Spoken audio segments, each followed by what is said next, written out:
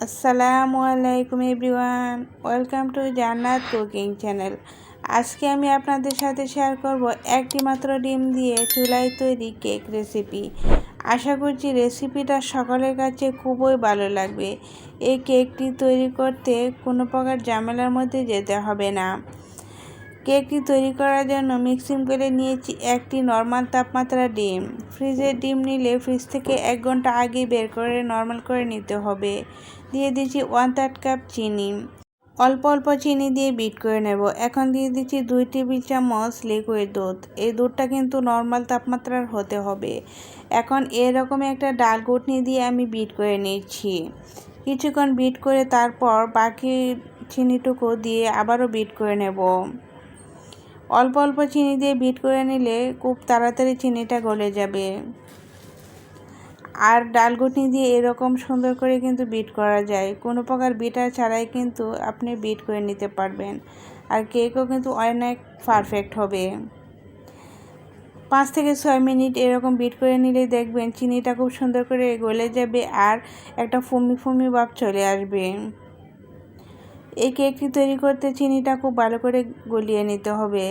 চিনির দানা থাকলে কিন্তু কেক পারফেক্ট হবে না। এখন দিয়ে দিচ্ছি 1/4 কাপ রান্না করা রেগুলার তেল। দিয়ে দিচ্ছি 1/4 টিস্পুন লবণ। এখন দিয়ে দিচ্ছি 1/2 কাপ ময়দা। ময়দাটা আমি চেলে নিচ্ছি। ময়দাটা চেষ্টা করবেন চেলে দিতে, তাহলে কেকের রেজাল্ট খুব ভালো আসবে। এখন দিয়ে দিচ্ছি 2 টেবিল চামচ পাউডার দুধ। পাউডার দুধ দিলে কেকের টেস্ট খুবই ভালো আসে। সবগুলো উপকরণ কিন্তু আমি চেলে নিচ্ছি।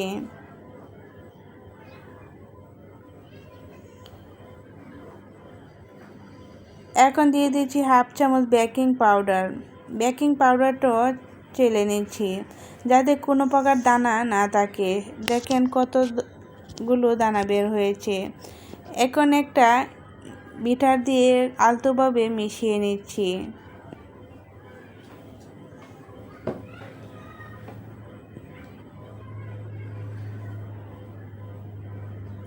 স্প্যাচুলার সাহায্যে চারপাশ থেকে এরকম সুন্দর করে একসাথে জড়ো করে নিতে হবে, তাহলে কিন্তু কোনো প্রকার ময়দার দানা থাকবে না। খুব সুন্দর করে আমি বিট করে নিচ্ছি। 3 থেকে 4 মিনিট খুব ভালো করে বিট করে নিতে হবে। আর মিশ্রণের ঘনত্বটা এরকম হতে হবে। এখন দিয়ে দিচ্ছি 1/4 টিস্পুন ভ্যানিলা এসেন্স। ভ্যানিলা এসেন্সটা দিলে কেকের ফ্লেভারটা খুব সুন্দর আসে আর ডিমের গন্ধটা কেকের মধ্যে থাকবে না। আর খুব সুন্দর করে বিট করে নিতে হবে। বিট করার পর কেকের ব্যাটারের ঘনত্বটা এরকম হবে। এই ব্যাটারের ঘনত্বটা খুব বেশি পাতলা করা যাবে না। কেকটা বেক করার জন্য এরকম একটা মোল্ড নিয়েছি আর তলায় একটা লেখালেখির কাগজ দিয়ে অল্প একটু তেল লাগিয়ে নিচ্ছি যাতে কেকটা খুব সুন্দরভাবে উঠে আসে।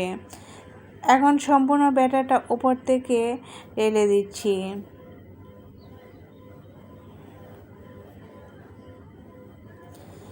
একটা কাঠের সাহায্যে আমি সম্পূর্ণ ব্যাটারটা নাড়াচাড়া করে দিচ্ছি যাতে ভিতরে কোনো প্রকার বাবলস না থাকে। এখন কেকটা বেক করার জন্য চুলায় একটি হাঁড়ি বসিয়ে ভালো করে গরম করে নিয়েছি আর তলায় একটি স্ট্যান্ড দিয়েছি। এখন স্ট্যান্ডের উপরে কেকের মোল্ডটা রেখে ঢাকনা দিয়ে রেখে দেব। এই কেকটা 30 মিনিট বেক করে নেব। 30 মিনিটের ভিতরে আমি ঢাকনাটা একবারও খুলবো না, তাহলে কেকটা দেখবেন খুব সুন্দর কালার আসবে। ঢাকনা বারে বারে খুললে কিন্তু কেকের কালার সুন্দর আসে না। 30 মিনিট পর আমি ঢাকনাটা উঠিয়ে দেখিয়ে দিলাম। দেখেন কেকের কালারটা কত বেশি সুন্দর এসেছে। এখন একটা কাঠির সাহায্যে চেক করে নিচ্ছি কেকটা পারফেক্টভাবে হয়েছে কিনা। কাঠিটা ক্লিন এসেছে মানে কেকটা পারফেক্টভাবে হয়েছে।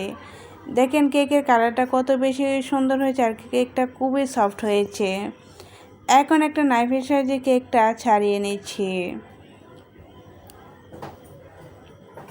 একটা প্লেটের মধ্যে কেকটা ডিমোল্ড করে নিচ্ছি আর দেখেন কেকটা কত বেশি সুন্দর হয়েছে, কালারটাও খুব সুন্দর এসেছে।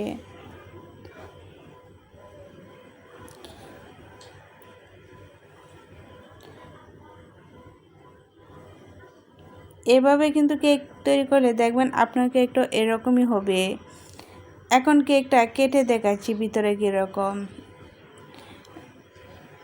কেকটা এত বেশি সফট হয়েছিল, খেতেও কিন্তু অনেক মজার হয়েছিল। আশা করছি রেসিপিটা সকলের কাছে খুবই ভালো লেগেছে। ভালো লেগে থাকলে একটা লাইক দিতে ভুলবেন না।